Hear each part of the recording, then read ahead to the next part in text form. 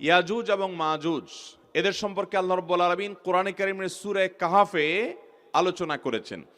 ইয়াজুজ এবং মাজুজ এ দুটি সম্প্রদায় মানুষেরই একটা বিশেষ দুটি সম্প্রদায়। আদম আলাইহিস সালামের সন্তান আমরা যারা মানুষ হিসেবে পৃথিবীতে আছি, আমাদের পাশাপাশি অবিকল মানুষের মতোই মানুষেরই আরও দুটি বিশেষ ধরন আছে, যাদেরকে বলা হয়, একটাকে বলা হয় ইয়াজুজ আর একটা বলা হয় মাজুজ।